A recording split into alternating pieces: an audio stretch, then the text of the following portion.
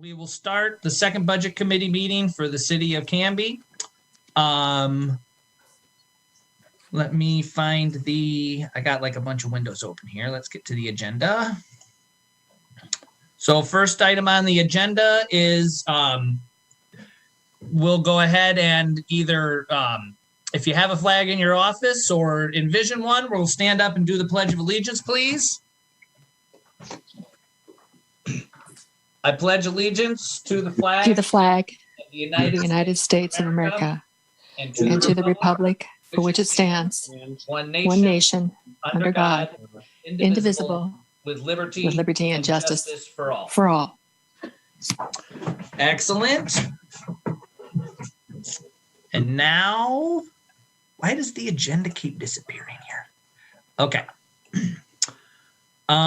With that, we'll go ahead and do roll call attendance. Do you want to do that, Julie? I see everyone except for Councillor Tibbles and Andrea, who I know is trying to get on. Oh, there she is. There's Andrea. Yep. And Councillor Tibbles is tonight. He's out of town. Here tonight. Okay. Yeah. Okay. With that, we have a quorum, so we'll go on to the approval of the minutes from our last meeting on May 13th. Is there anybody who wishes to approve the minutes? I move to approve the minutes from the May 13th, 2021 meeting. Moved. Is there a second? Second. I second. I think that was Melody. So moved by Sean, seconded by Melody to approve the minutes from the previous meeting. All those in favor signify by saying aye or raising your hand. Aye. Okay. Any abstentions or any nays? I don't see any. Huh? I abstain. And Chris is abstaining. I wasn't there. Because he was not present. So with that, the minutes are approved. Next item on the agenda are the questions or parking lot items from the previous meeting. And so I will go ahead and pass that back to City Hall for them to weigh in on those items. Okay. I'm going to start at the top. The question was asked, when will the comp plan and the TSP update begin? And we talked to Don Hardy, our planning director, and he said their plan is to start both of those plans in fiscal year 22-23. They're going to do this pre-planning process in 21-22 and then start the actual plans the following year. Is there a possibility to use reserves to pay for the TSP update? Yes, there's actually several different sources of money that we can use for a TSP update. If we do a SDC methodology with it, we can use SDCs as well. So there's several options for us to funding for a TSP update. Who reviews outside traffic studies? So if an applicant chooses to use their own company to do a traffic study, it does have a peer review by DKS, just to make sure that it's covering everything that needs to cover for the city. Stop me if I'm forgetting things related to these, but should planning fees cover their costs? This is something we talked about. Right now, our planning staff is looking at our comparables, and we'll probably be coming forward with some fee increases to put us more in sync with our comparables. But until we can do a work session, which we have on our list to do regarding planning fees, and until council makes a decision on what our cost recovery rate needs to be, at this point, we're just going to kind of try to stay comparable with our, or in sync with all of our comparables. Question was asked about a porta potty along the walking trail. Yes, they can do that, but they're $1,200 a year. And my understanding is there's a couple of them already on the trail. I know one is out by the disc golf course. And I think Jerry said the other one is by 34th. I'm not sure what stuff. But it is something that's possible if that's something the committee wants to add to the budget. The micro grant program, we'll be having public comment on that later from Carol Palmer. Someone asked about the interest on the loan, the interfund loan from the Cemetery Perpetual Care Fund. And this year the interest was $2,641.10. Funding a library reserve to cover the revenue timing. This is one we've got for a future work session. So we don't have a robust answer for you now, but we are going to put that on our list of work sessions for council in the future. Are there street maintenance projects on the list that we can't afford to do? Yes, there are. It basically just means we just push them out. So as material costs rise and we don't raise our fee, we just lose ground. But yeah, we do have projects that could be done that we can't because we just have a certain set amount of money. And this is another topic we have a work session in 2 weeks on with council. So those are all the questions I had written down. Did I forget anything? No? Are there any questions since then? Yes. Did that cover things that people had on their mind from the previous meeting, or was there any other questions regarding those items? Oh, look at that, Julie. You do a fantastic job. No follow-up questions. Okay. So if that's the case, let me close these minutes. I don't need those anymore.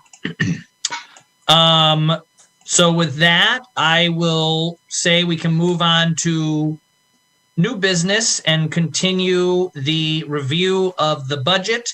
And we left off with the transient room tax fund on page 86 of the budget packet that we got. So I will pass it back to you, Julie. Thank you. So the transient room tax, this is our hotel tax. And at this point, we don't have anything specific budgeted here, but we have put some money in as a placeholder for tourism related things as we move through the year. We just didn't have anything specific, but we wanted to be able to have some money appropriated in case something came up later on in the year. Our SDC fund, page 87. So this year we are slated to use about $2.2 million in SDC funds, and those will be going towards the industrial park connector to 99, Ivy Street, North Locust, North Knott, and Northeast Territorial and Redwood intersection.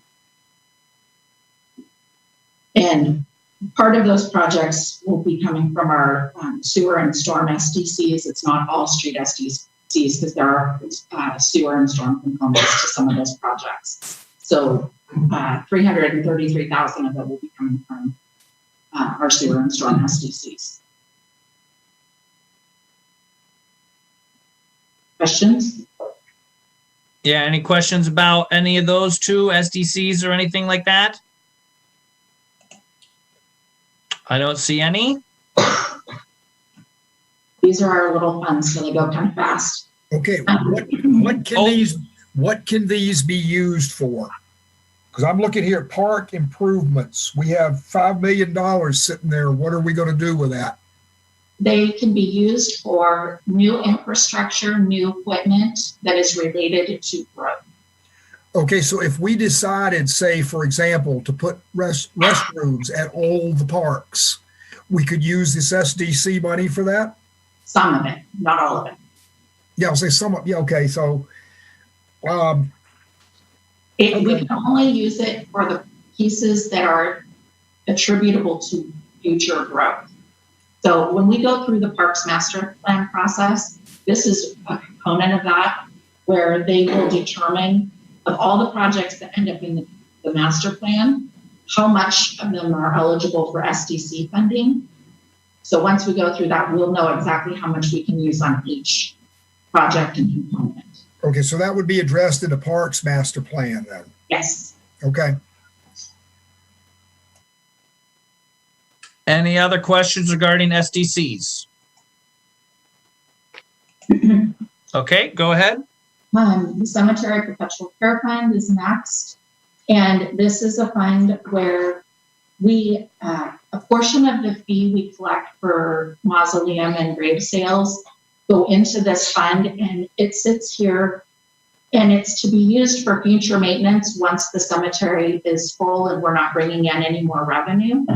This is here to be used for maintenance after that point in the future. And we have been, as we talked last week, doing that interfund loan out of this fund and to the library for the last few years, and then paying it back each January. Mr. Chair? Yes.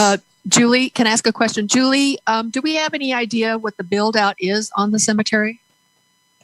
I mean, I know that's kind of a weird question, but is there some kind of an idea, capacity? I mean, are we 75% full? I don't believe so. The last time I asked, they said, oh, we've got plenty of space. Plenty of space. Okay. And so are there any estimates at the pace at which the perpetual care can outgrow the actual needs? I mean, it's a million. It's pretty big. Well, it's supposed to fund it in perpetuity once it's full. So I'm not sure that I have an answer for that. I guess what I'm asking is at some point, some kind of calculation must have taken place that at complete build out, approximate estimates of care, maintenance and care would be a certain amount of money. Was there anything like that on file? Anything that you know of? Not that I'm aware of.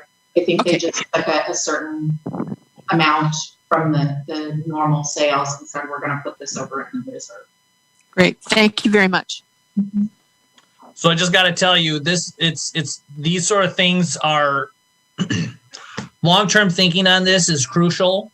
And this is just a real quick story. The cemetery that my parents have a plot in Pennsylvania, back years and years ago, when you bought a plot there, you could pay $20 and they would guarantee that they would plant and maintain geraniums on any headstone that you paid this $20 fee for the life of the cemetery. And they are upside down in the cemetery because of these geraniums now. So it's crazy. It's really important to think about these sort of things, and unfortunately raise the price of these little pieces of land. I mean, as much as it costs to build a house in Canby, I suppose it should cost us equal amount to bury yourself here. So there you go. Years ago, these same discussions were taking place around the cemetery and around the perpetual care and whether that was going to be adequate. And nobody really knew then what that answer was either. And I guess the feeling is that it's a pretty big number. And because we don't know, it's probably going to, I mean, maybe that's not the feeling, that it's probably going to be okay. But it just seems to me to be an unknown, like you say, Jason, that would need to be quantified at some point in the future. Yeah. Perhaps that is a good long-term, like for next year's budget, to really sort of dig into kind of where the cemetery has gone as far as its inception and how much it's cost, and kind of projecting that out for the next, like do some rough estimates of projecting that out for the next 40 to 50 years and sort of see what that model would look like. I mean, does that sound crazy to people? No, I think it's a good idea. Yeah, I do too. It doesn't sound crazy. It could maybe be put out a bit. It's not a real urgent maybe project, but I think it personally is something that would need to be thought about for the future. Ultimately, what we want is so that we have a principal and the interest would maintain it, if you will. Right. And with the current trend of more and more people getting cremated and all these other things, Yes. We probably ought to look at what the trend has been in burials there over the last 15, 20 years. Yes, because that will affect sales, of course, right? Which are not very much anyway. Yeah, they have a whole lot of, I hate to say I've experienced with burials or death at a minimum in the last 5 or 10 years. And there's a whole slew of different kinds of ways in which they deal with your loved one. And it isn't always a burial. So yeah. So I guess is there kind of a consensus that maybe for next year's budget, as a task for next year, is to take a hard look at the history of funds coming in and going out for care of the cemetery, and then do some sort of calculations of what that will look like in 50 years. Does that seem unreasonable to folks? I think it's a good idea, because also notice that the expenditures for care for the cemetery went up this year pretty significantly. Right. Yeah. I think from those numbers, isn't some of those numbers the actual cost of doing the burials themselves, correct? Mm-hmm. Yes. Yeah, so technically when it's at capacity, that expense won't be there. But Julie, do you think that a year would give you enough time to flesh all that out? Absolutely. As long as you don't hold me to it, because I can barely. Oh, no. This is strictly, I think everybody understands that this is pretty hypothetical. I mean, to look out for 50 years, but I think it will give us a good footing as to see if, we really need to make some changes now, or if it's going to be in good shape or relatively good shape. We'll work on that. And I will just add that way back when I was around, one of the investigations that they did is that the cemetery, and Brian, Mary, you might remember this, the cemetery business was not a good business to be in anywhere. It was like people were trying to get out of it and, have private contractors or somebody else take over. And that wasn't a option, as I recall. Mayor, I don't know if that's what you recall for our cemetery. Nope, I do recall it that way. And that's why we were forced into the position of taking it over, because the cost to do that was, or to hire a new, a sexton, was astronomical. And so that's why we have it now. So may I ask a question of Julie, and if anyone knows this answer, please chime in. And I can't remember from our annual fee sheet, do we increase, or do we have a set % increase on plots in the cemetery? Like, does it go up 3% a year, 5% a year? Do we have that already pre-built into those that revenue aspect? And I hate to see revenue on this. 2 years ago, we really did a hard study on what we were charging, and we did a pretty significant update to our fees for the cemetery 2 years ago. But there is no built-in inflationary factor. That would be something we would just bring as our annual update, and council would have to decide whether or not to approve it.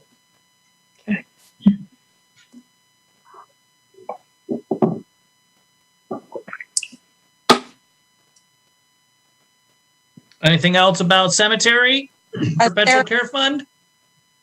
Councilor Spoon has a question. Yep. Sarah. Thank Councilor you. Spoon? I know in that fee change we did 2 years ago, I believe we also modified the cost for evening and weekend burials because we found that we were paying a lot of overtime. Is that at this point, now that we have 2 years out on that, are those overtime burials at least sustaining themselves and not costing the city money? Do we know? I don't know off the top of my head. Could you find out for us? Because if we need to increase the fees again to make sure we're not losing money on burials, I want to make sure we're doing that And I remembered that the weekend and evening burials were costing more than we were charging. Yeah. I can tell you the cemetery is not paying for itself. It's not what?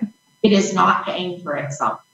The general fund is absorbing some of the costs for the cemetery.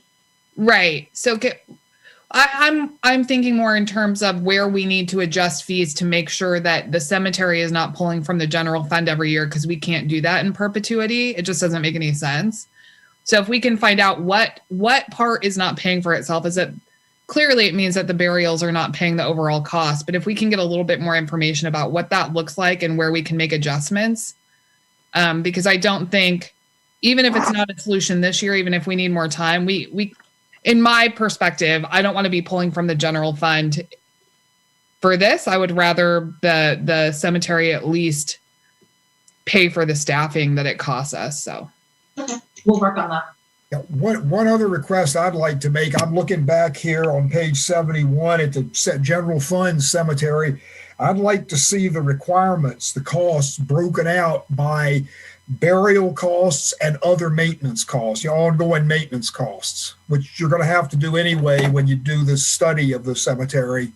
So I'd like to see that in the future broken out so we know how much we're paying to do burials and how much we're paying for ongoing maintenance that does not have to do with burials. And then we'll be in a better position also to know and to monitor what we're doing, what's going on here.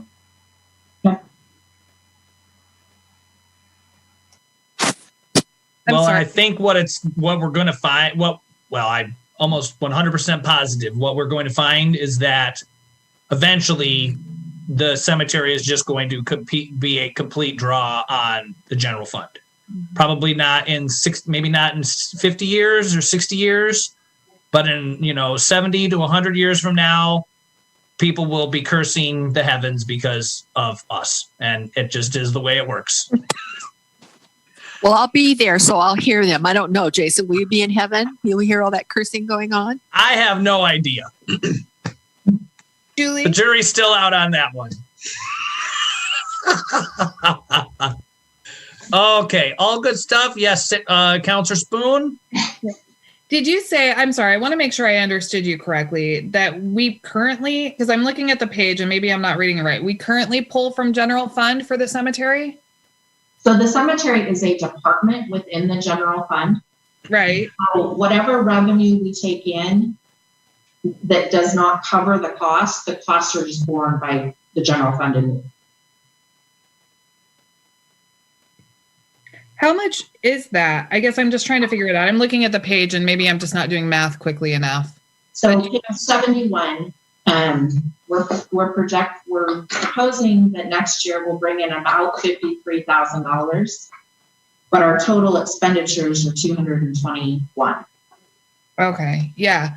So I definitely think we should probably look at fees, but that also makes me wonder why we keep doing this library transfer from this fund. It's not really self-sustaining. It seems like another fund to choose to do the library transfer from. Sorry, I'm confusing issues for you. The cemetery department itself is in the general fund, but the cemetery perpetual care fund is a separate fund that we don't do any work out of. Does that help?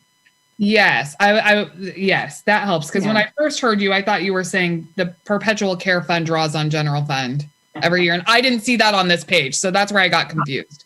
No, sorry. Okay, that makes more sense to me. Thanks for clarifying. Yeah, but when you look at page 71, it looks like we're subsidizing $170,000 a year out of the general fund because the revenue is $52,000 and the expenses are $221,000, so approximately $170,000. Right.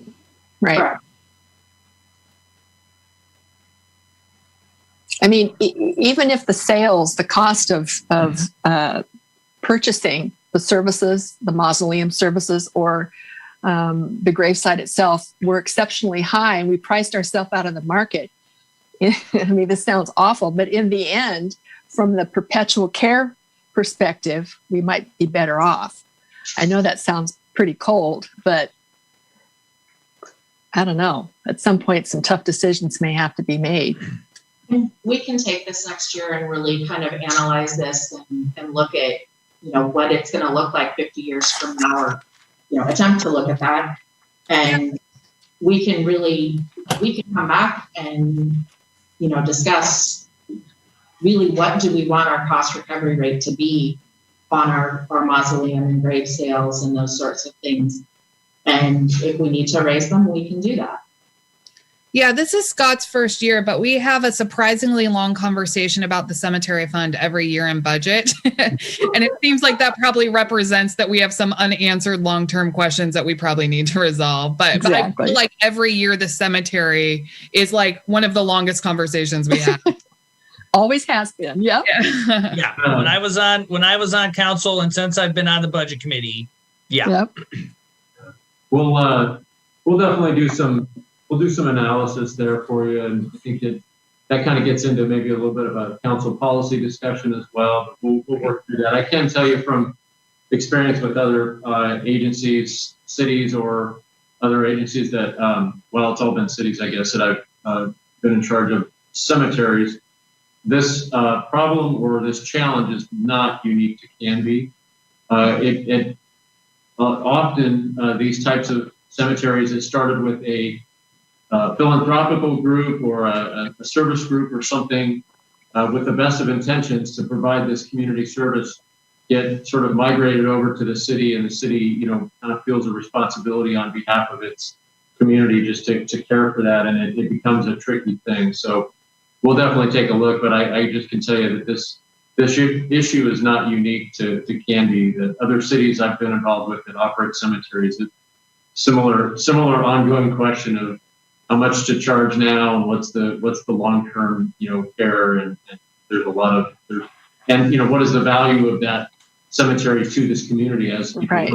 It's like a true community asset, and what's the city's role in providing that. So we'll bring back some conversation and information. Excellent.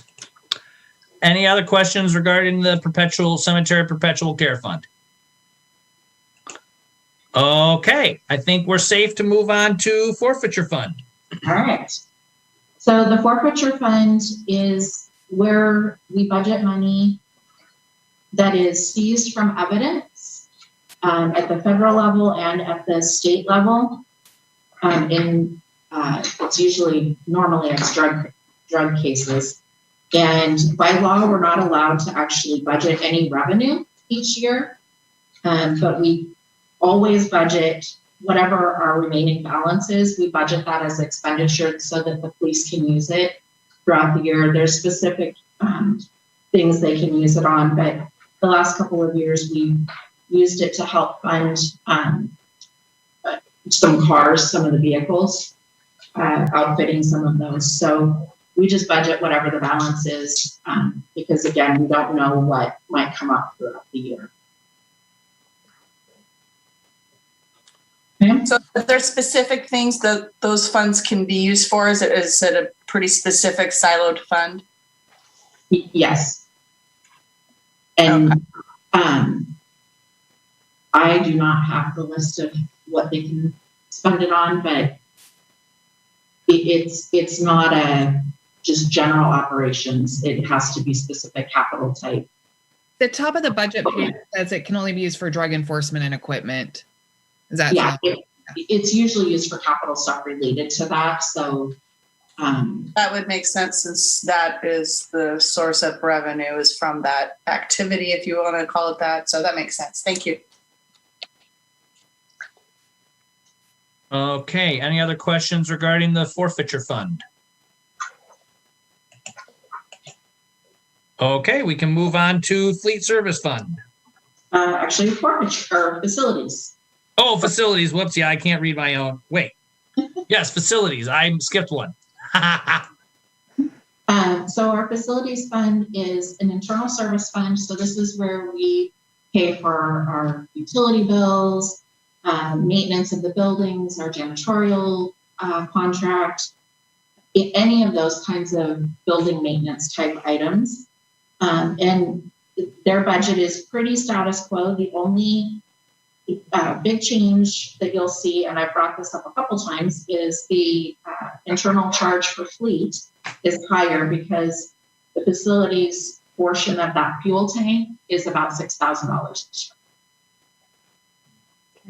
Otherwise, it's all normal stuff. Okay. Any questions regarding that? Yes, Councillor Hensley? Those salaries and wages have gone up significantly. Is that just We're out in seasonal time this year to this, so that when we get our seasonal staff, they can work on special projects in the building with the extra help that we get. okay? Thank you. Mm-hmm. Any other questions? I think Bob has a question. Yes, Bob? Just curious, I'm looking at the number of OSHA or safety violations reported. Is that true that there were no COVID-related OSHA inspections and citations for the city during this pandemic? Correct. We have been following the rules. Excellent. All right. Good job. That's why we My say law firm can't say that. But that's good that the city can. That's great. Outstanding. Okay, any other questions or comments? Seeing none, now we can move on to Fleet Service Fund. All right. Couple things of note for this year. So this is where we're going to be paying for the fuel tank. So you'll see that on the equipment line under capital outlay. There's two items that are in that line, 150 for the fuel tank. But you'll also notice that their revenue line is much higher because that's coming in from the other funds to pay their portion. And then there's 25,000 in there for a new vehicle lift. The one we have is 32 years old, and it does not have a safety lock to prevent it from falling when it is raising and lowering vehicles. So big safety hazard, and it's getting quite old. So we're budgeting to replace that. And I almost hate to bring this up, but last year we had a really long discussion about the new fleet tech position. And this year, with having a new transit director and a new city administrator, we kind of put that on hold and really looked at what the needs are. We've had new staff as well. We have a new mechanic. We have a new transit coordinator. And when we budgeted for that position in the past, it was part of it was because the person who was doing some of that work before as our transit coordinator was very unique. It's very unique to have somebody in an administrative position have a CDL license and be able to go out and drive buses around. And we really didn't think that we would ever have that opportunity again. We got lucky. And her replacement has the same credentials. So we really worked and looked at with our new mechanic and Heidi in her position as the transit coordinator, what the need really was, and they decided that really the fleet duties would be covered with the two mechanics and with Heidi as the transit coordinator. Where the additional help was needed is still with the administrative duties in transit. So we are not going to fill the fleet tech position. Instead, we're just going to turn it into a half-time admin in transit to help with the administrative duties that still need to be done because Heidi is filling some of the fleet duties. Does that make sense? Mm-hmm. Okay, are there any questions regarding fleet services? I don't see any. So we'll move on to Tech Service Fund. All right. So in tech services, we have a couple of different things going on this year. So we have, excuse me, we have money budgeted to replace a bunch of our phones. DirectLink no longer supports the old phones that we have, and they are quite old. Many of us cannot see the numbers on our phones. Some of the keys don't work. Might as well give us rotary phones again, you know?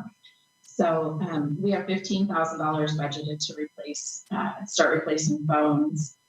Another expense that's new and due to COVID is a cost for software so that we can run our laptops off the system when we're working from home. So that's a $13,000 cost that we haven't had in the past. And then we've got our normal annual replacement schedule for computers, servers, laptops, budgeted in there. And our website costs are actually, because we're going to be having a new website, that the new contractor, they will be hosting for us. So we won't be contracting with the current person we're with anymore. So we're hoping to go live July 1. We're getting there slowly but surely, and it's beautiful. I can't wait to roll it out. It looks absolutely gorgeous and so much user friendly. So we're really excited about that project. Okay, are there any questions regarding the tech service fund? Yes. Brian? Okay, Jack, we'll take you, and then we got Brian and Melody. Go ahead, Jack. All right. I am wondering if we should budget for or take a look at having a security expert take a look at our network. I am very concerned, even more so after this Colonial Pipeline problem last week. There are people out there hunting all the time to come in and hang you up for ransomware. And I would feel a lot more comfortable if we had some kind of impartial third-party outside security expert come in and look at our network and our entire computer system and make sure that we are as tight as we can be. So we contract our IT services out, and that is part of what we pay for as our contract is our computer security or server security. And I feel comfortable that they have that covered as part of our contract. That doesn't mean we can't bring a specialist in, but I'm not sure they will find much difference. Well, I know, but after somebody whacks you, it's too late. You end up paying the fine, which I believe was $5 million or something like that for that pipeline on the East Coast. We also have insurance that covers us for that type of event as well. Okay. Well, and I do just add, so I'm going to add myself to the list. I'm not going to talk out of turn.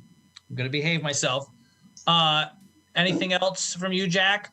Nope. I'm very concerned about that. Okay. Now I had Brian and then Melody. Was there anybody else that I need to add to the list that had a question right at the moment? Okay.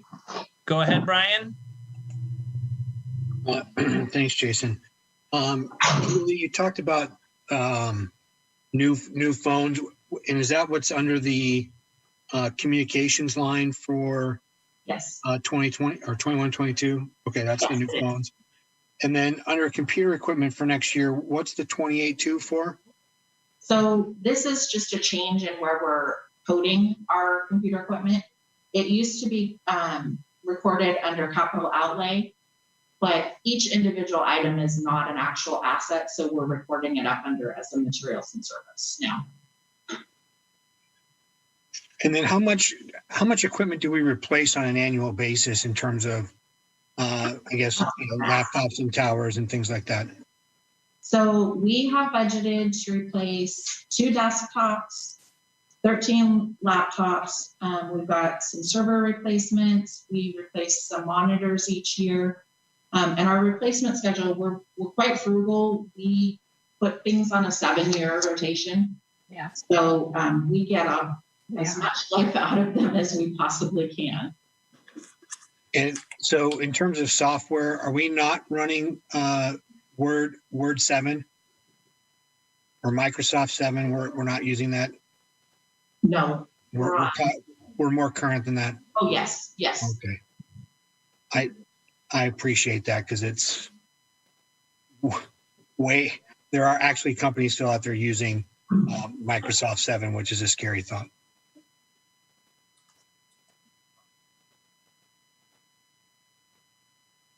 You're muted, Jason. Muted. Yes, I am. Anything else, Brian? Okay, Melody, you're up.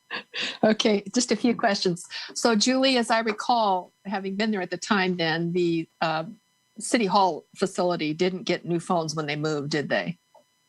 Gosh, I don't think so. I think we moved over. I think you moved the same equipment over. Okay. And the second thing I was going to ask is you mentioned that you felt comfortable with the current security people, and having worked there, I can tell you they're excellent. They're wonderful. But my question is, what leads you to feel comfortable with them? Well, I recently actually have had conversations with them about the different components and different software and things that they run on our system to make sure that this is not happening. That they're not being hacked, essentially. Is that what you mean? Yeah. And I felt comfortable with the fact that they've got multiple different kinds of software running on our servers, on our desktops, on our laptops, email. There's blocks on websites that are known to be malicious or potentially malicious. So I feel comfortable because I trust them. They've done a really good job, and they're really good about if somebody accidentally opens something they're not supposed to, we immediately notify everybody, hey, there's an email, don't, so they're really good about being proactive and that kind of thing.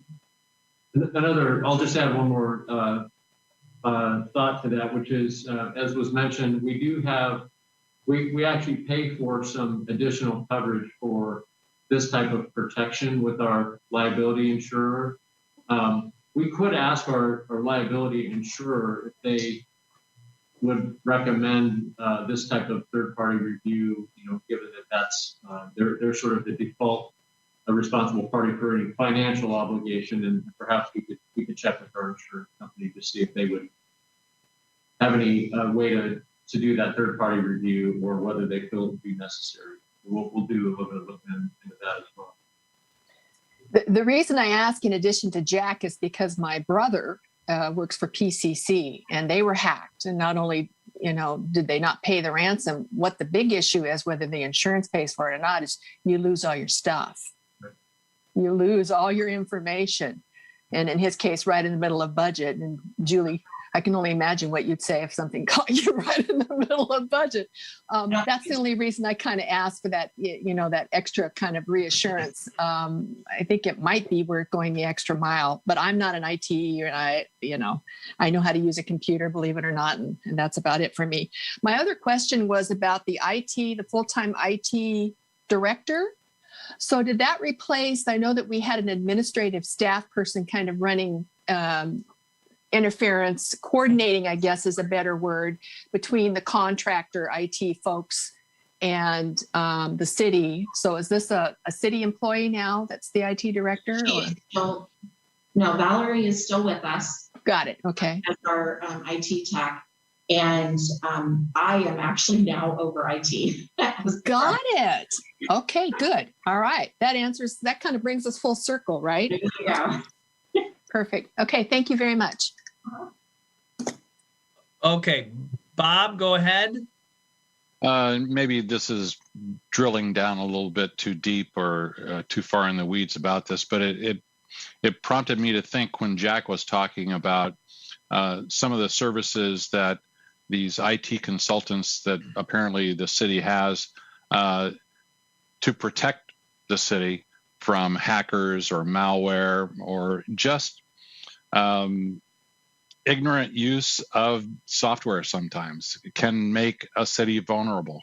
And I do know from personal experience where I work is that part of our IT contract includes a portion of their security that probes our law firm on a periodic basis to try to pierce the security, generally by sending fake emails to our employees, trying to fish for information, trying to get them to go to a particular website, appearing to be an employee emailing another employee when in fact it's not, and seeing if they'll fall for it.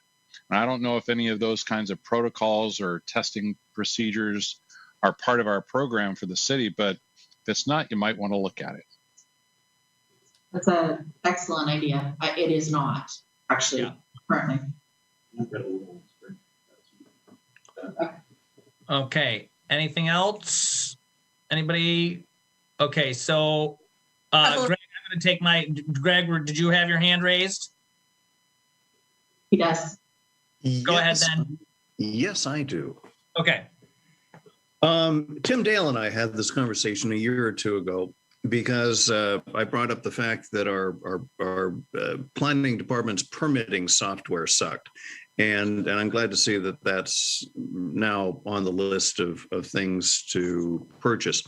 But Tim was saying that very few organizations consistently have people come in and take a look at operations and say, are we using the right financial information system?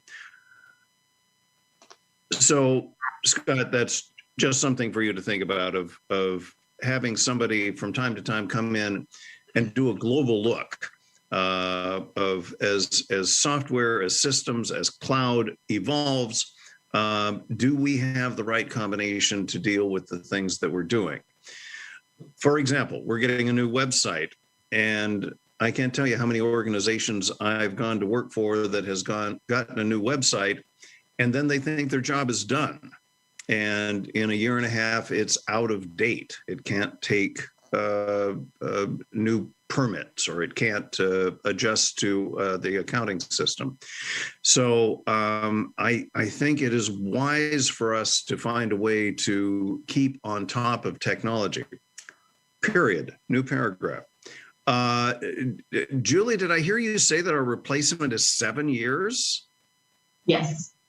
Oh my God. Has anyone heard of Moore's Law? That in 3 years, your technology is out of date?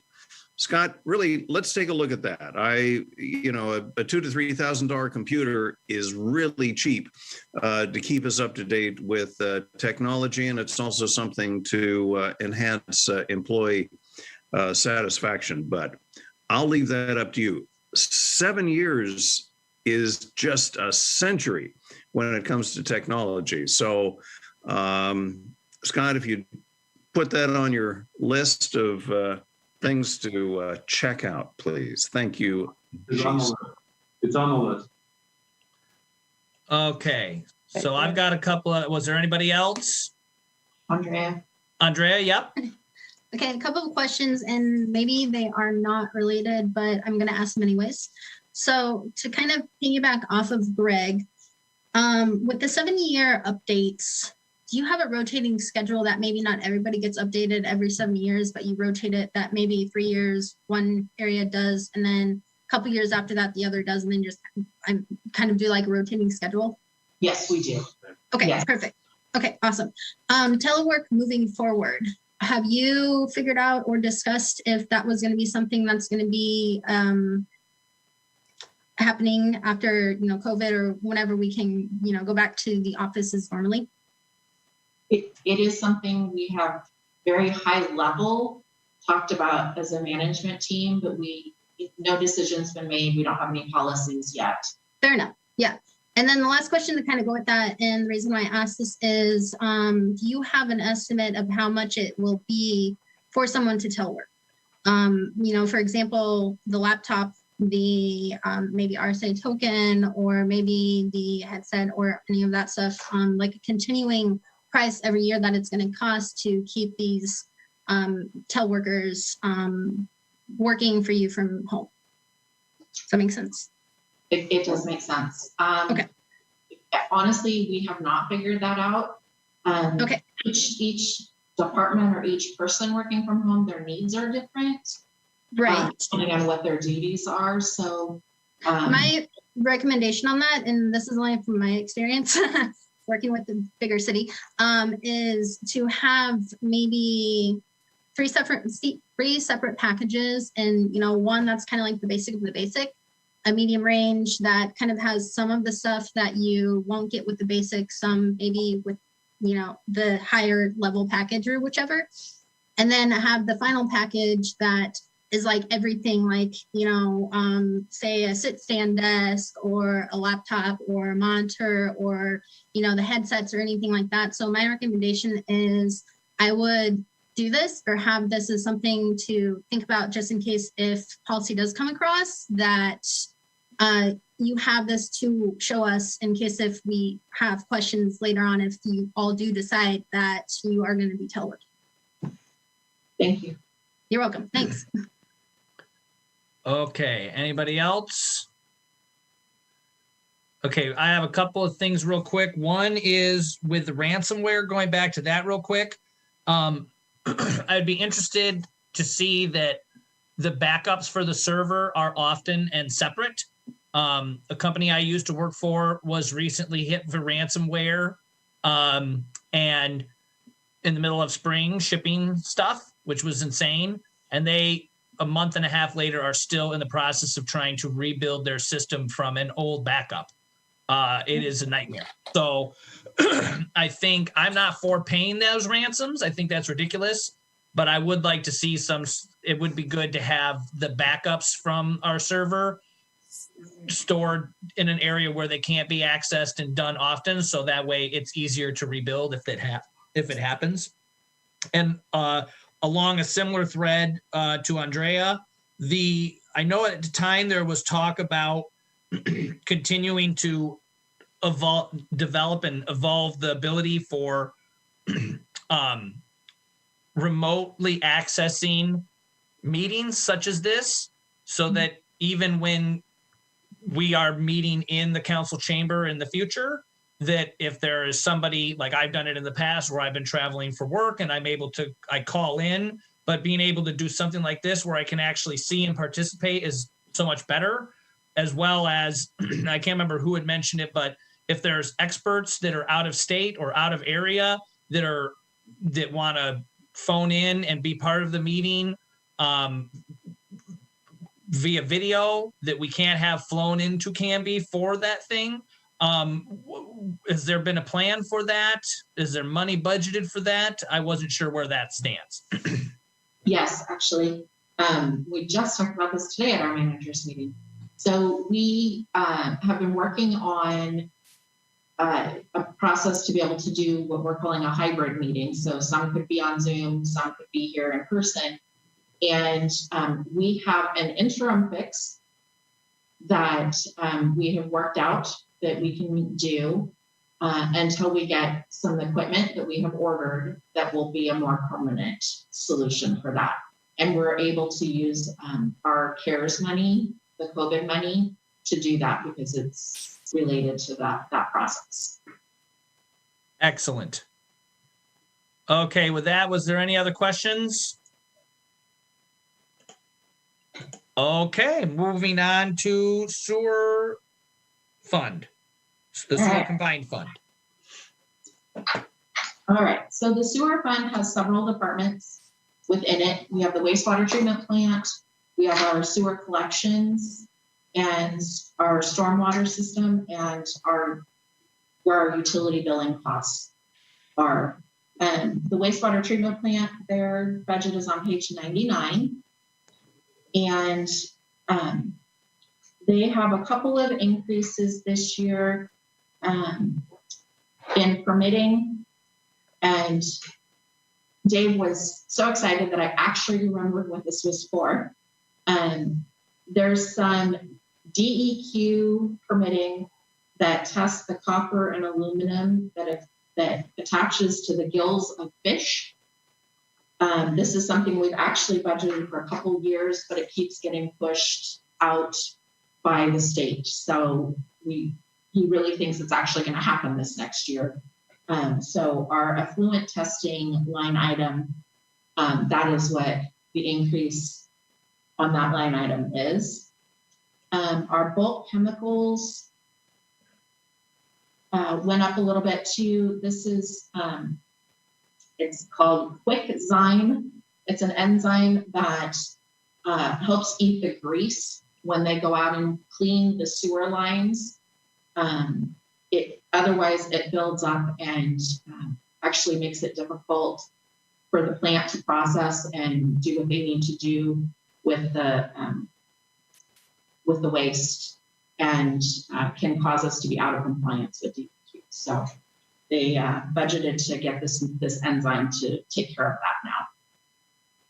And then the other piece for them is their portion of the fuel tank is just over $13,000. And they aren't doing any capital projects this year. They've been working really hard on the primary clarifier and the site improvements. So they're gonna take a year off and breathe from capital projects next year.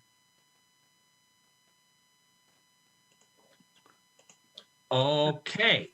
Can I ask a question? Yes, Christopher, go ahead. Thank you, Jason.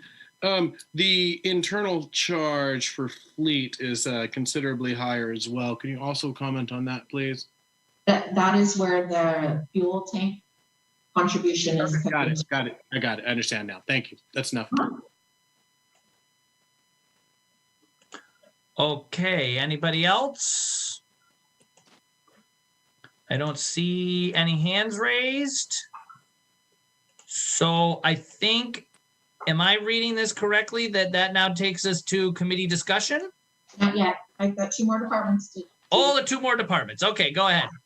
Okay, so the sewer collections department, their internal fleet charge has gone up, and their contribution is about $15,700 for the fuel tank. They have one major project they're going to work on next year, and it's to decommission a pump station behind the Safeway. Apparently, for them to access it, they have to go into one of the businesses. They actually have keys to someone's business, and they have to go in through the back door to access this pump and the equipment. So they're going to decommission that. I know, I laughed too. I thought that was absolutely hilarious. Wow. So they're going to decommission that pump station, and what they're going to do is they're going to gravity feed it underneath 99 and connect it into the pump station that's down in the gully by the police station that they call it the Baker Road pump station. So they're going to connect it in there so that we don't have to be disturbing people's businesses anymore.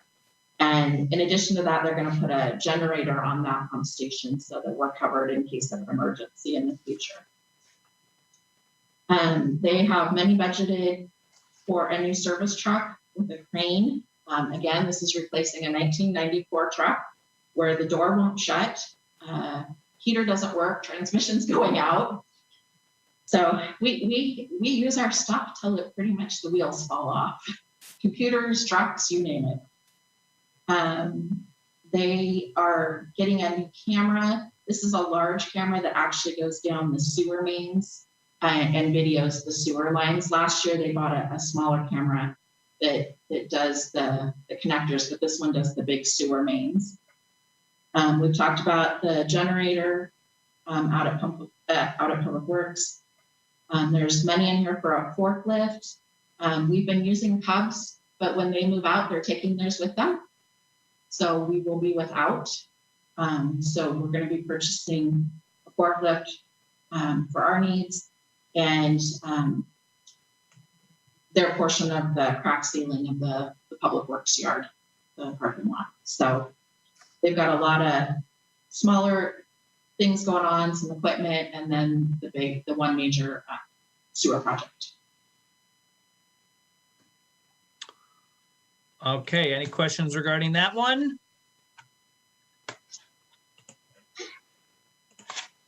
Okay, anything else, Julie? Yep. Stormwater, page 103. This is. Oh, yeah. easy one. They have no capital projects this year. It's just going to be normal maintenance. So there's nothing new in this department for next year. And the final department on page 104, which is our sewer not allocated. This is where we run our utility billing costs through, is this department.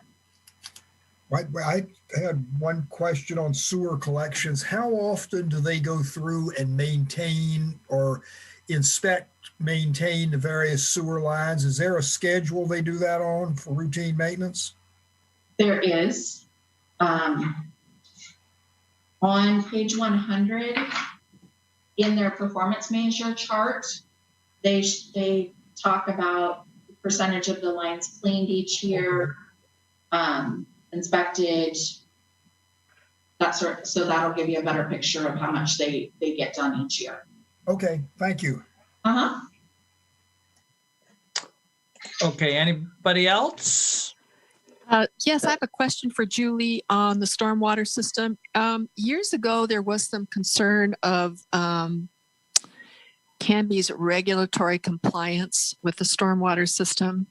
I wish I could remember what it was exactly. I'm trying to rack my brain. Is there any plans or hints that we need to have a capital improvement plan for a stormwater system in Canby? I'm just curious. We do have a master plan that includes our stormwater system, and the issues you were talking about the compliance. I know that they have rectified those, and we are staying in compliance currently, and for the last, at least since I've been here. So, okay, thanks very much. Mm-hmm. Anybody else? Okay, Julie, I think you've got one more, right? No, I'm done. Oh my gosh, of course. Okay, so that's all that. Let me cross that out. So now I think we're on to committee discussion. We kind of did this as we went along, but this is an opportunity for us to discuss anything that has come up. Is there any discussion amongst the committee regarding the budget this year? Are we going to have any discussion on the email letter that we received from Carol Palmer? Or she's going to speak shortly under the public comment section. Under comments. The only other thing I would say is that, and I kind of spoke with, well, I didn't kind of speak with, I actually did speak with Councillor Parker on this, and kind of solidified some thoughts in my mind, and that is that for those of us who don't follow the city council meetings regularly, I'm just wondering if, and maybe it's an individual thing, maybe it's a group thing, if we could be put on the council distribution list for work sessions regarding fee increases or some of the things that we've touched on. Maybe that's everything. I don't know, because we heard about master plans, what the status of those are, are they having outcomes? These aren't things that are necessarily in our purview. These are all policy decisions by the council, but we do hear about them during the meeting. And sometimes they do touch on some of the financial aspects that might help to inform us. So I don't know, I guess I'm asking staff, is it a better decision if we just opt in to ourselves to an email list with a request to you, or maybe the budget committee wouldn't want to be bothered with notifications on all work sessions? So it's kind of just an open question there. We can definitely add anybody who wants to be to the distribution list that goes out with the council agendas and work session agendas. You can just email Melissa and let her know if you want to be a part of that distribution list, and she'll get you out. Perfect. Thank you very much. We'll just do that individually. That's all I had. Okay. And so I guess I have a quick question regarding the protocol here. Councillor Parker has a question first. Oh, whoops, sorry. Yeah, go ahead. Well, this was something else that Melody and I talked about today. And this may have been a city manager or two ago. But there was an idea about utilizing the budget committee on a year-round basis, of having them brought in on a quarterly basis, having them be brought up to date, and in particular with revisions in our spending plan. Specifically, there's a possibility that we may have some additional mid-year federal funds coming in. We've got some funds that haven't been posted to our account yet from the sale of the library, from the recovery funds. And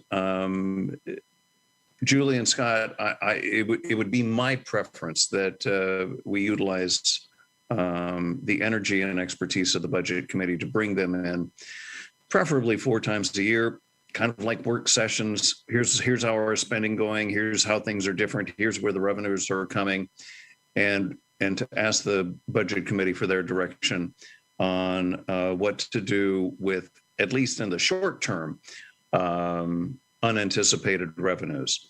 So those are some procedural things that I did want to get on the record. We've got some excellent people on our budget committee. I'd like to use them throughout the year. I agree, and we have. It's been kind of hit and miss in the last few years. On and if we'd stop firing. Oh, he muted himself. How opportune.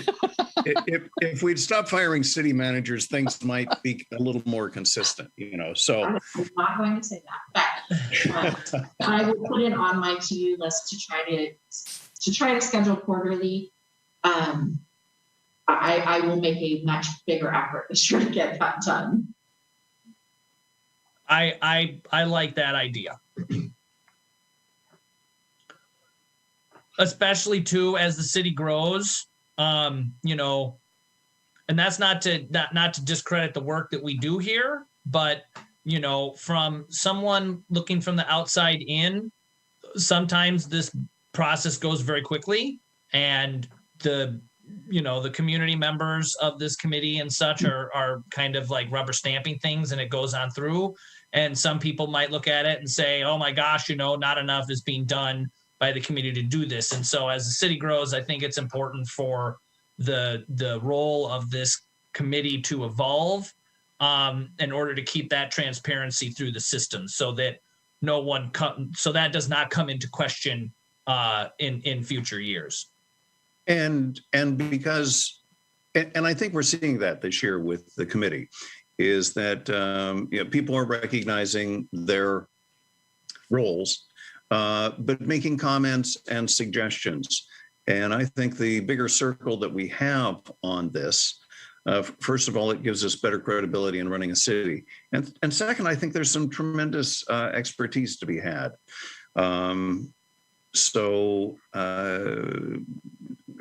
Again, hopefully things will settle down a tad, and we can get on some quarterly basis, and kind of providing with our quarterly like work sessions of digging deeper into some of these things, so that it's not just a once a year thing, so that newer members of the budget committee can get up to speed on these sort of things and really make qualitative analysis of what we're doing. Great. It's fun. Oh, Mayor, go ahead. Hudson has had his hand raised for a while. Oh, I'm sorry. I didn't Who? Mayor Hudson. Oh, yeah. Go ahead. Sorry about that. No, I was just waiting for this conversation to wrap up, which is fine. I think, a totally appropriate conversation, and I agree that even on a biannual basis, at minimum, would be beneficial for this group to continue to be brought together. I just wanted to just bring everyone's attention to the not only was Carol Palmer's email forwarded out, but also there was a letter or email from the Parks Advisory Board as well, that I just wanted to make sure that everyone had an opportunity to see. And I didn't know, and I apologize for missing the last meeting, if there was more conversation that needed to be had on that or wanted to be had in terms of staffing dedication to our parks team on a regular basis versus the park maintenance fee being directed towards labor costs versus actual repairs and enhancements to our parks. That was, once we kind of wrapped up this, I was going to ask a procedural question regarding those. Jason, your mic is cutting out. Really? Yeah. It's just low. Is it low? It's very low again. Yeah, you're just really Oh my quiet. Gosh, goodness gracious. Well, hold on a second. Let me see if I remembered how to do that. Just like last week. That's what I was going to say, just like last week. Audio, sound settings. I figured out how to do this. Microphone.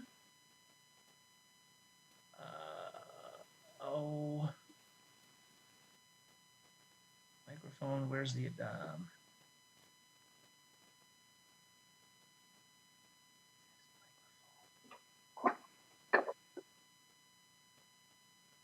While you're looking there, Jason, can I just ask, would this be the time under discussion that we might talk about this email that we got from Mr. Johnson, Barry Johnson?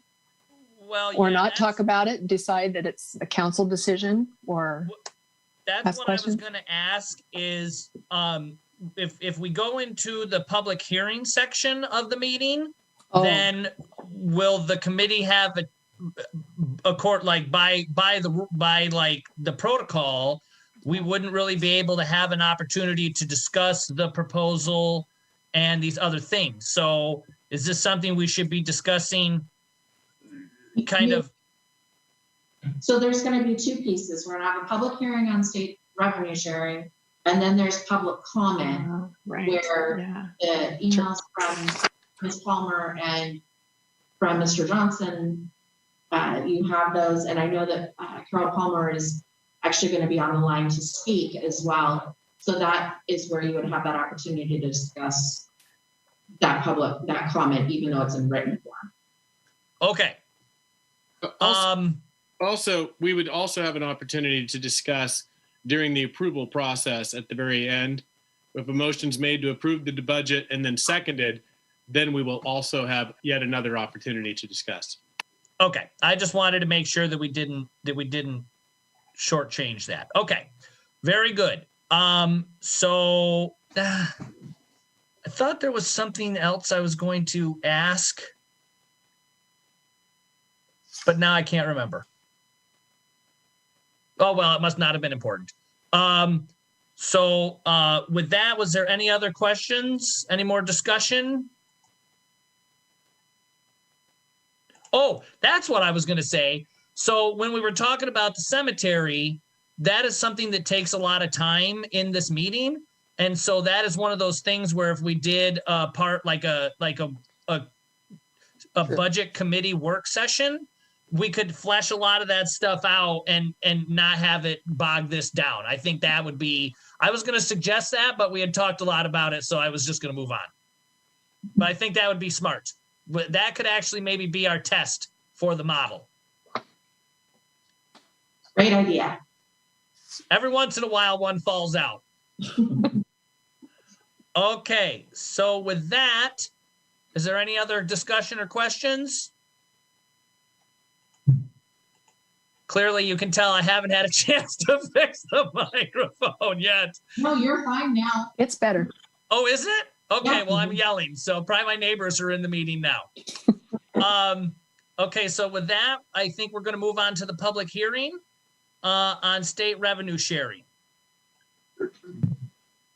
Did you get the document I sent to you with the? I believe so. Let me just find it. I've got like 7 things open here. Urban renewal, public hearing on state revenue sharing, right here. Okay. So I will now open the public hearing on the use of state revenue sharing. The purpose of this hearing is to provide the public with an opportunity to submit testimony concerning the possible use of state revenue sharing funds for fiscal year 2021 through 2022. The order of business we will follow in conducting this hearing will be: A, we will receive public testimony. B, the hearing will then be closed, and on further and no further testimony will be received, and C, discussion will be had by the committee. Any interested person may present testimony. The committee chair will recognize those persons wishing to speak, and any questions should be addressed through the committee chair. Please limit your testimony to 3 minutes. Melissa, is there anyone wishing to speak? No, there is not. There is not. Okay. City public comment. Okay, so with that, I move to close the public hearing. Is that correct? You don't have to move. You just say the public hearing is closed. Well, then I'm closing it down. We've closed it down. Yeah, you close it.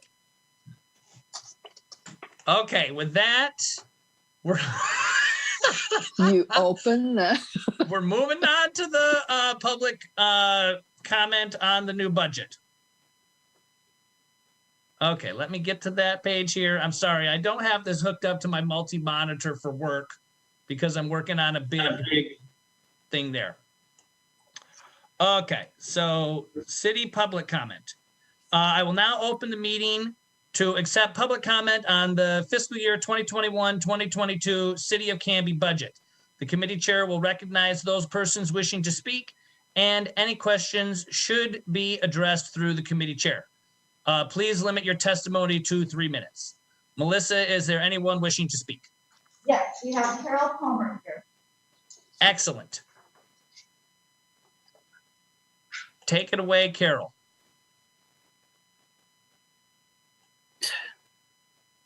There she. Am I there? You're here. You are now here, yes. Hello. Hello. And actually, I have a few more than 3 minutes. I got like 5 people to give me their time. So, but I'm not going to take very much time. So thank you all for having me here. As I understand it, a community grant program has been part of Canby's budget conversation for several years. I think it's a fabulous idea. In January, I was a bit concerned because I knew the budget process was going to start, the discussions were going to start, and I was worried that that whole thought might get lost in staff turnover and post-pandemic and wildfire recovery activities. So I decided to step in and become an active advocate.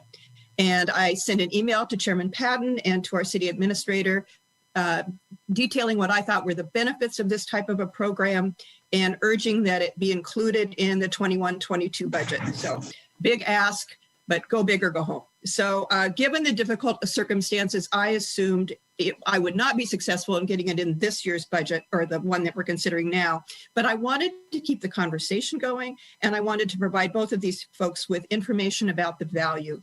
And as you know, it's not in the budget. So I'm here today for the same purpose. I'm here to share some information that you might not have thought of, but also to keep the Canby budget conversation going and maybe encourage this group to adopt a plan to give it full consideration for the next cycle. What you've got on the second page is a compilation of my experience in the granting business. And also I reached out to 2 people with a lot more experience than I have. That would be Kelly Harms, who was a grant writer for the World of Speed, and also to Jennifer Burns, who's the new executive director of the Aurora Colony Museum and has a long history in this area. And what I've got on page 2, and I'm not going to read this, but the first 3 bullets are really my thoughts about how a community grant program is not just an expense. It's a way to actually invest in a way that builds the grant share that this community gets right now. So it's a way to invest and get a return on your investment. And so I've given you about 3 ways that I think it can work, but I'm sure there's more. The second set of bullets, those are some of my favorite. Anybody who's been in the grant business is very familiar with these. The timing is never right for whatever the grant cycle is. It never fits with your opportunity or the need. Exclusions, yes, those are, I've given you an example there. The thresholds are really frustrating sometimes, especially for smaller organizations. You're more likely to get a $25,000 grant than you are a $250 grant. And risk avoidance, that's just, especially in the private organizations, it's very, very difficult they're really locked into the tried and true and being assured that they will get, what their return on what they're doing.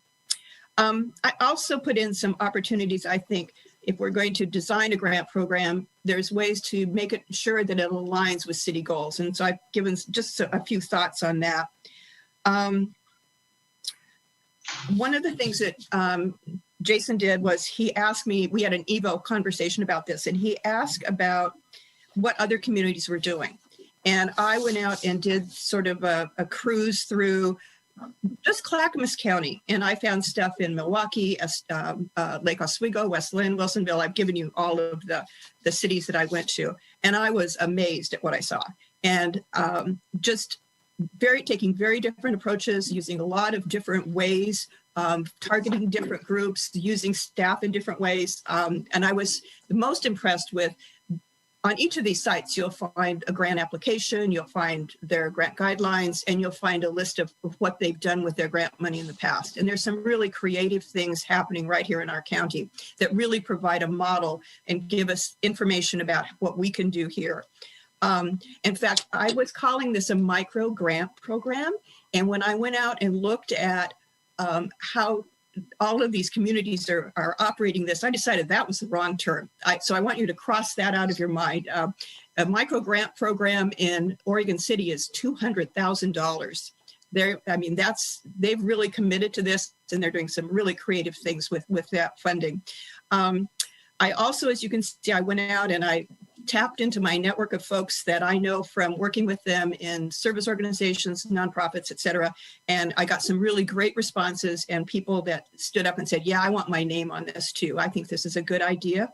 And apologies to Kathy Ray Smith. She should be on this list. And then I've given you a couple examples of comments. And in close, I just want to say that what I'm looking for, hopefully, and thank you for your time, is for this group maybe to make a decision to take the next step forward for 2022, 2023, possibly appointing an ad hoc committee or asking that an ad hoc committee be put together so that this proposal, which is really just the starting point, is what I've given you, can be fleshed out and something can go before this group, hopefully next year for the budget. Any questions? Mm-mm. Is there any questions? Jack? Yes, could you give us an example of the types of projects that have been funded with these grants? Oh, sure. You're talking about the other cities are doing? Yes. Oh, sure. I can give you a couple. Lake Oswego actually has 2 community grant programs. One of them is a neighborhood focused on neighborhoods. It's called, I think, the Neighborhood Enhancement Program. And so things like signage, I think one of them that I saw was doing a training session on sort of like protecting your home or that sort of thing. I think it's called Neighborhood Watch, but there was a Neighborhood Watch training session. So paying for those kinds of things is an example. The city of Wilsonville has a grant that's just based up for tourism. So they have 2 community grants. One for what I would consider, what I was thinking of when I was putting this together, which is something for the city boards and the nonprofits. But the tourism grant program in Wilsonville is really open to folks that are in that kind of business. So it could be a hotel that's trying to improve their signage. It could be, what do they have there? Bullwinkles or something like that, World of Speed. Those sorts of things are the kinds of tourist venues that sometimes need some extra cash or some extra funding. And it was a way to support them through the city. And again, lots of very interesting things happening in Oregon City. Excellent. Is there anything else? So, Melody, yes? Carol, I see that the chair of the Heritage and Landmark Commission also wrote in support of obtaining a grant, and she talked about some of the specific needs for that group. And presume that's kind of what you're referring to as well as for that group. Can you, I mean, the letter is here in our record, but can you briefly speak to some of those things that are just for the purposes of everybody that may not have had a chance to read the letter? Do you know what I'm talking about? I do know, and I did not take a chance. I did not read it. I just skimmed through it, and Yeah, Judy's got a lot of expertise in cybersecurity and also in systems, and I do not. That's fine. We have it. I just thought you might want to comment on it for the record, but it'll probably come up during our discussion here. Thanks. Yeah. Thanks very much, Carol. Okay. Anybody else? Councilor Parker. Greg. Councilor Parker. Yeah, this was something that I've been pushing for a couple of years. And in fact, back when Scott McClure was our city manager, he was going to put this into the budget, but things change. My idea was a pilot project of a modest amount, maybe $10,000, $20,000, and allowing our boards and commissions and our neighborhood associations to use their creativity. If they wanted to do a neighborhood cleanup, maybe they'd need a couple $100 for porta potties or for a collection bin from Kahoot. I just saw it as a creative way to unleash the forces of our volunteer groups. I pulled it back this year because of our new city administration, because of the back end work that's going to be required in terms of developing criteria, application review, and that sort of thing. I finally reached a point in my life where I recognize that good ideas also have a great deal of administrative work. So next year, during the budget cycle, I'm going to be pushing for a modest pilot project where our boards and commissions, our neighborhood associations will have access to some funds with the idea of letting them use their creativity. But for this year, I think Scott's loaded up enough without him trying to launch yet another program. Okay. Anything else regarding that? I would just say, as a member of the budget committee and of the community, that I think it's a very good idea with a couple of footnotes, and that is that when I first became involved in city politics, at the time the city was giving out, they weren't really called grants; they were more or less just funding, fulfilling funding requests as a part of the budget process. And they did it to groups like Canby Kids, El Centro de Canby, the neighborhood associations, the Canby Adult Center. They did it to quite a large body of people, which eventually had to go away because of financial constraints. I think that the processes and the criteria that are explained in these grant programs are very specific and reflect the goals and the designs of the city and the council and their wishes and how they want to enhance whatever it is they want to enhance in the community. And I think that it's a great idea to look into. I mean, it's an opportune time because the city is experiencing, I hate to say it, but an unprecedented situation of resources that are available. And it seems like resources could be very positive in the future, given the stable and assertive residential and industrial commercial growth, that kind of thing. But it needs to be done with a process. It needs to be fair. It needs to be, because if you open the door, everybody's going to walk in that door. And so to have that all set up and understood with whatever the council's goals are would be very important. So I like the idea. I just think it needs work. And as Greg says, it's up to you all whether or not you have resources to work on that now, because it would be a staff intensive thing. You could probably appoint other people in the community to assist with it in terms of research, bringing things together, but it would require staff and the council. Anyway, that's my 2 cents worth. Okay. And I guess my question, let me just scan through here to see if there was anything else. Okay, so I guess my question, Carol has brought this up a number of times. Is this something that would need to that gets hashed out city council wise, and then it comes down here, or I'm assuming that the budget committee can't do it. This has to go up to city council. So That would be my thought. If we're able to say city council, it'd be great to actually see some more about this in at one of your future work sessions. Fantastic. I think that's all we can do.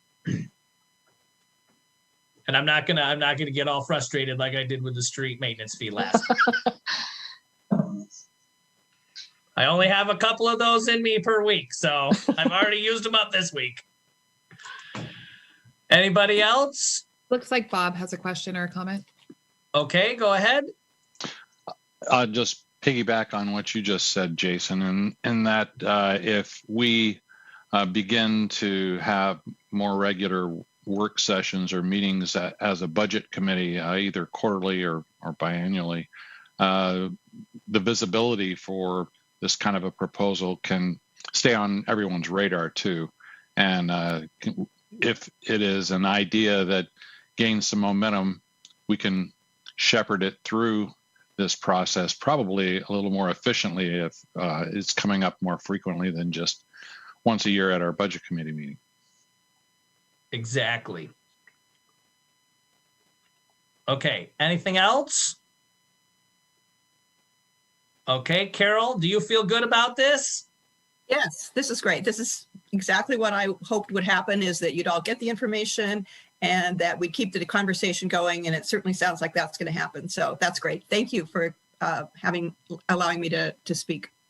Awesome. And I will just remind you that if you don't think that the conversation is continuing, you are always welcome to attend the public comment section of any city council meeting. And I'm sure our illustrious city council will be more than happy to hear a reminder on this. I use that forum quite often. So there you go. Thanks. I don't know if it's a budget issue. I think they should send the email to you. I actually have always been, I have been getting the agendas and stuff for city council stuff like forever. So I thought everybody got it. I didn't know. Okay, so with that, anything else? Now we'll move on. I know that we had another public comment from Barry Johnson. Is this something that we need to read out loud, or is it in, I think this was something else we were going to talk about.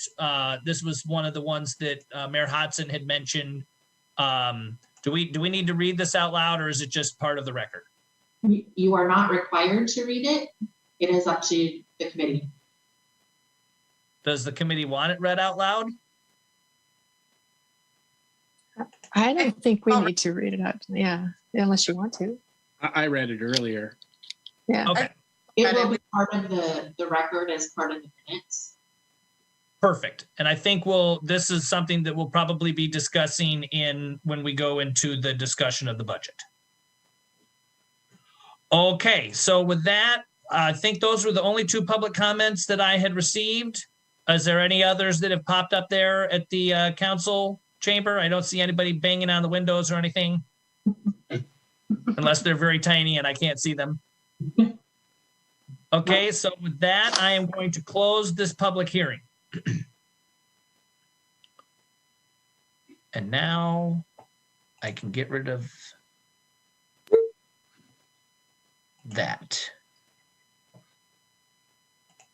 Okay, so now I think we move on to the approval of the budget. Is there a motion to approve the budget?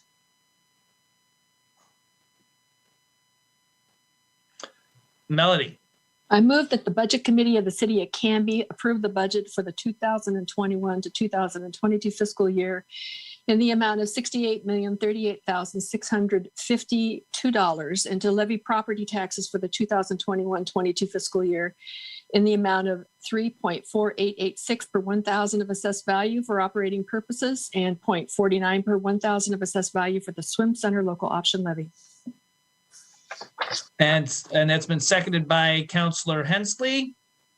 Is there any discussion on the motion? Brian, are you waving your hand? I don't.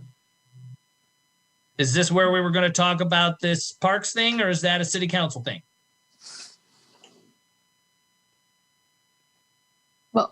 Well, I think that it's a question of, adapting whether the policy or the ordinance regarding the fee.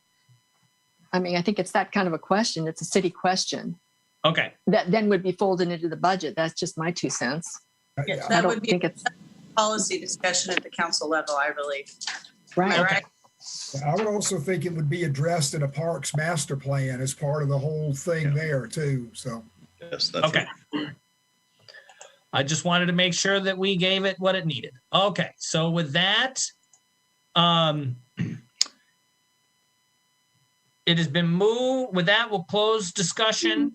It has been moved to approve the budget for the 2021-2022 fiscal year in the amount of $68,038,652, and to levy property taxes for the 2021-2022 fiscal year in the amount of $3.4886 per 1,000 of assessed value for operating purposes and 0.49 per 1,000 of assessed value for the swim center levy or swim center local option levy.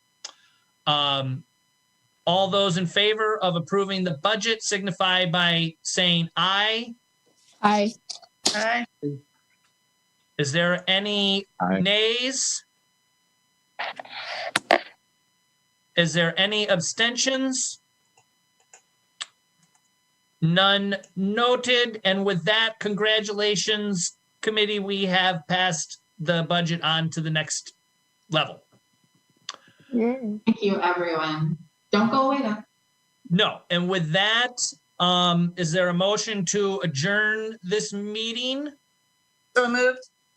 It's been moved by Councillor Hensley, Second. seconded by Melody. All those in favor signify by saying aye or raising your hand. Aye. Aye. Any opposed? Any abstentions? None noted. So this meeting is adjourned. Now I believe we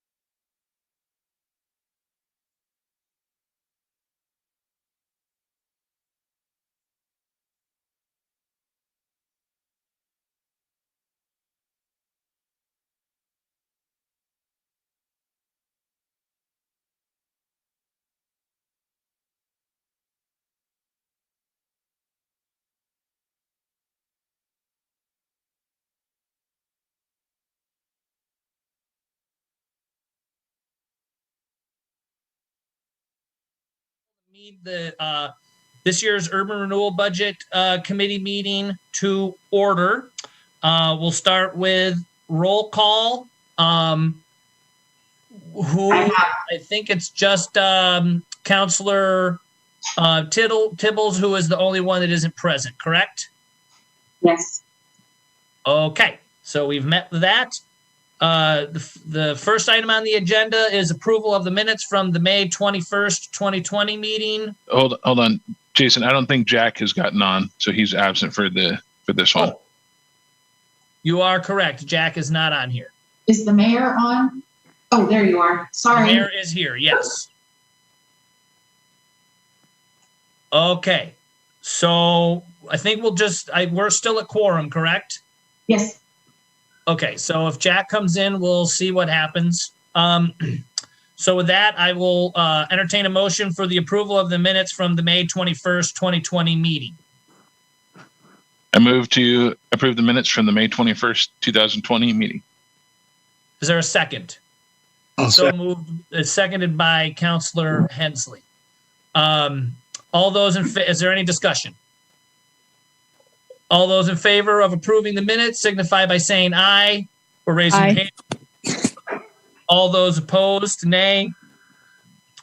Are there any abstentions?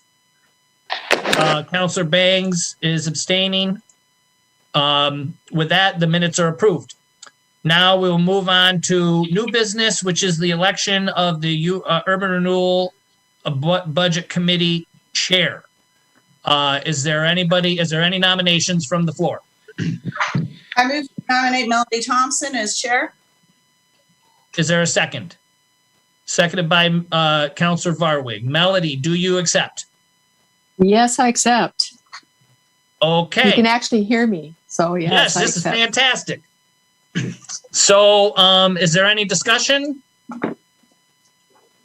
Seeing none, all those in favor of electing Melody as the chair signify by saying aye. All those, any opposed? None. Noted. Any abstentions? Melody is abstaining. It is passed, and I am passing it off to you, Melody. Have fun. Thank you. Next item on the agenda is the election of the Urban Renewal Agency Budget Committee Vice Chair. Are there any nominations? I nominate Greg Parker. Is there a second? Second. So it's been moved by Council President Hensley, seconded by Councillor Spoon, I believe. Is that right? Okay. To nominate Greg Parker, the URA Budget Committee Vice Chair. All those in favor say aye. Aye. Opposed, nay. Seeing no nays, any abstentions? None. Motion passes unanimously. Next item on the agenda is to receive the budget message. For this, we'll turn to staff, Julie and Scott. Thank you. Yes, Chair Thompson, Mayor, Urban Renewal Commissioners, and members of the Urban Renewal Agency Budget Committee. If you're different hats on than you had just a few minutes ago. As your Urban Renewal Agency Director and Budget Officer, it's my pleasure to present to you the proposed Urban Renewal Agency budget for fiscal year 2021-22 in the amount of $5.7 million. The Urban Renewal Agency General Fund provides for agency administration costs, economic development activities within the urban renewal area, construction projects, and property purchases. All of the city projects funded through the Urban Renewal Agency are eventually transferred to city ownership upon completion. The Urban Renewal Agency Debt Service Fund budget accounts for property tax revenue and the annual payments on outstanding debt. Funds are transferred from this fund to the URA General Fund to fund the projects and expenditures captured there. On a related note, and an exciting note at that, just last evening, the Urban Renewal Agency Commission and the City Council each took correlating actions, initiating refinancing of the remaining debt of the agency, resulting in a savings of approximately $5.8 million in interest. The debt is still anticipated to be paid off in fiscal year 2025-26 as of our plan right now. But again, we we took an action, or I should say our council and our Urban Renewal Commission took an action initiating that process, again, a $5.8 million savings in interest costs over the remaining life of the district. So something I wanted to note to you. The 21-22 proposed budget highlights include economic development activities supporting the downtown Canby community. Similarly, Canby's involvement in regional economic development partnerships are also budgeted to continue. Capital projects highlighted in this proposed budget include completion of the downtown quiet zone, which includes the intersections of Elm Street and Elm Street and Oregon 99E, and the construction of medians at North Ivy, North Grant, and North Elm Streets. Also related to that project and being worked on at the same time will be the completion of a gateway arch into downtown Canby on North Grant Street between First Avenue and the railroad tracks. Additionally, included in our capital budget are continuation of funding to support the facade improvement program for 21-22, which has been a popular and well-used program over the life of the district. This proposed Urban Renewal Agency budget presents a balanced and responsible spending plan for 21-22 fiscal year. It reflects the priorities, policies, and goals of the Urban Renewal Commission and the Canby City Council, as well as the residents and stakeholders of our city. And with that, I would like to turn it over to Julie Blum, Finance Director, to provide detail on the proposed budget. Well, he just stole all my thunder because my notes pretty much match what he said. I will hit a couple more highlights. So, as Scott said, we're finishing up the two projects, the Quiet Zone and the Arch, and we do have a grant from ODOT to assist with those with the Quiet Zone project.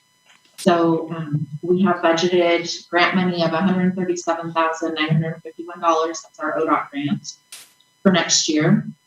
As Scott said, we're continuing the facade grant program, and on the debt service side, this is the schedule of what we would be paying if we had decided to not refinance. So at some point, once the refinancing is complete and I have actual final numbers for when the payment schedule will be, I may need to come back and do a supplemental to adjust the debt service payment for next year, but I won't know that until July when we're complete with that process.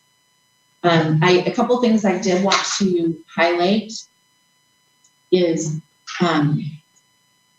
right now, as of 2021, the city and the swim center portion of the urban renewal tax increment would be about $915,000. So if the district were to close today, that would be our portion. Over time, the average annual increase has been about 13.5%. So I just ran out some numbers just using a 10% annual average increase out to 25-26, and our portion at that point, the estimate would be about $1.4 million that would come back to the city when the district closes.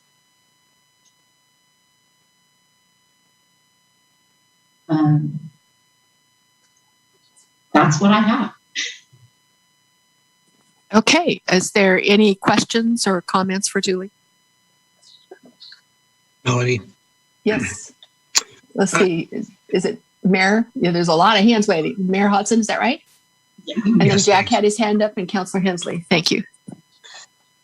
Julie, can you repeat those numbers again? Yes, as of 2021, the city's portion of the URA tax increment is about $915,000. And I did an estimate based on a 10% annual increase in 25-26 when we're projected to close the district down. Our portion would be about $1.4 million that would be coming back to the city once the district is closed. Again, estimates. Please don't hold me to that in 5 years. No, thank you for running those numbers out. I appreciate it. Okay, Jack. Your mic's off, Jack. Yeah. When is the completion date on the quiet zone project? It should be done this next fiscal year in 21-22. In 21-22. So it's not this year, it's next year. Yeah. The pace it's going and the work we have to coordinate with the railroad, it's taking longer than we had hoped. And so we will not get it completed by June 30th. Okay. Council President Hensley. Thank you, Madam Chair. Julie, I don't know if you have the answer to this question or if you need to defer to Scott. I did have the question presented to him prior to the budget meetings.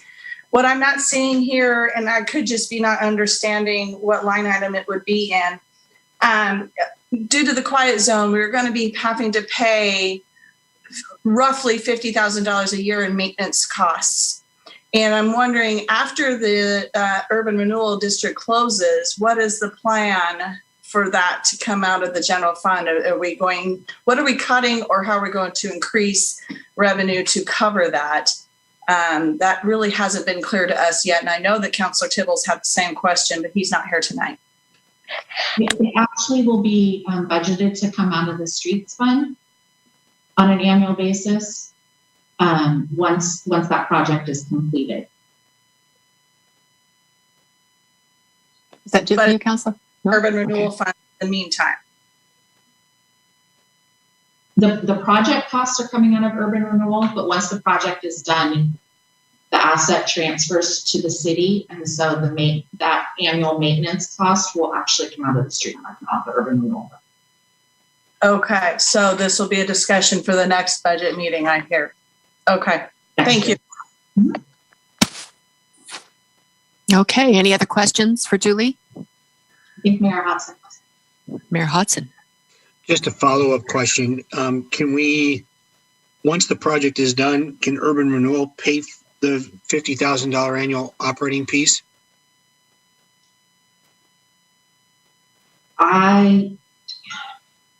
We'd have to ask our urban renewal attorney. I suspect not, but we can definitely look into it and see if it can.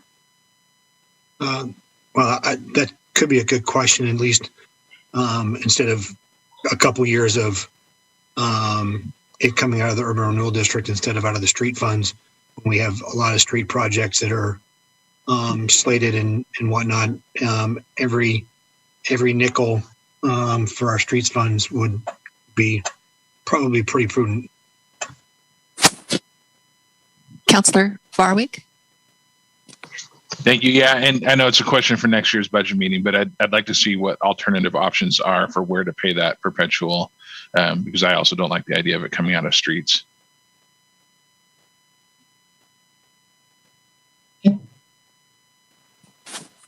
So just to clarify for myself, because the question that I have, Mayor, is: are you referring to post, or in that interim period before the district is officially closed and that 1.4 million comes back to the city? You're referring to that 50,000 in that interim period of time? That is correct. So, when the project is supposed to be done next year, instead of it transferring over necessarily to the city from that $50,000 is a cost to us now as a city, can the urban renewal district pay that?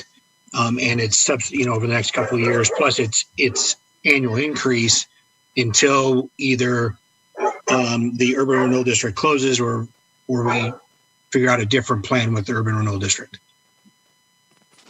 For the future, could it possibly be an option to look at the 1.4 million that's coming back to the city from the urban renewal? I don't know what you call it, the leftovers. Some portion of that could be set aside to make payments for a period of time from the street fund, maybe in the future. That's an idea. We will explore the options and bring those back with the budget for next year. Okay, any other questions? Oh, yes. Jason. I understand why people are thinking about, for the next couple of years, pulling that money out of the urban renewal district or urban renewal funds. But I guess my rebuttal to that would be eventually that's going to have to come to the budget anyways. And would you actually be gaining any? Granted, you'll be able to put that money towards streets for the next couple of years, but by using the urban renewal funds to pay for it, you're essentially paying on interest to defer something that's ultimately going to happen. So, maybe just bite the bullet and get it in now. Because my assumption would be if we were to do that, we would be paying interest on that amount. And, it would be adding to the interest of the loan, correct? No, we're only doing the refinancing on the existing debt. We're not pulling out any additional. So we would be using leftover maximum indebtedness to pay that if we were to take it out of urban renewal. So it wouldn't increase the amount of interest that's paid on that debt? No. Okay, well then forget I said anything. Okay, any other questions of Julie regarding the urban renewal proposed budget? This is harder than it looks, Jason, when you're trying to catch all those little screens up there, huh? Yeah. Melody, I just sent you the script. Okay. See, I know I'm a little crazy and wild on these meetings, but I'm just crazy and wild. That's part of the deal. You're just crazy, a wild and crazy guy. Okay, so I just needed to get the public hearing script. So, and I'm assuming, Julie, that the public comment goes within the context of the public hearing. Is that right? There's actually not a public hearing for urban renewal. It's just a public comment. Then you don't need it. Okay. You don't need to make any kind of an announcement other than, okay. On the sheet I just sent you, yeah, at the very bottom is the statement for the public comment. So I will now open the public meeting to accept the public comment on the fiscal year 2021 to 2022 City of Canby Urban Renewal Budget. The committee chair will recognize those persons wishing to speak, and any questions should be addressed through the committee chair. Please limit your testimony to 3 minutes. Melissa, is there anyone wishing to speak? There's not. Okay, public comment is closed and we move on to committee discussion. Any further questions or comments? Seeing none. So with that, it's time for the approval of the Canby Urban Renewal fiscal year 21-22 budget and property tax rate to be levied, and there's a motion to approve on the agenda.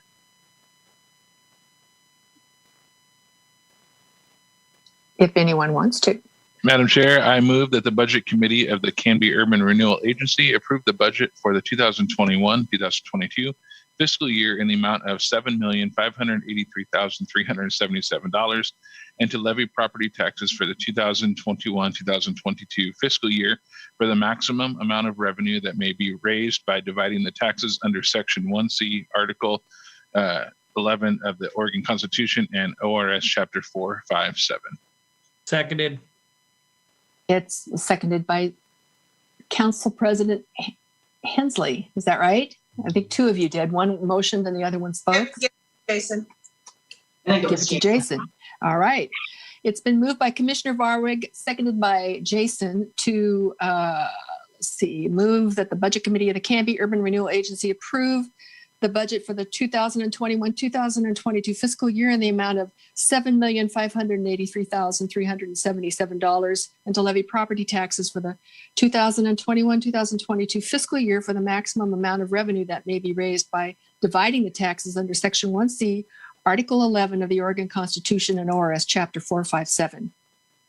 Any other comments, questions? Seeing none, all those in favor say aye.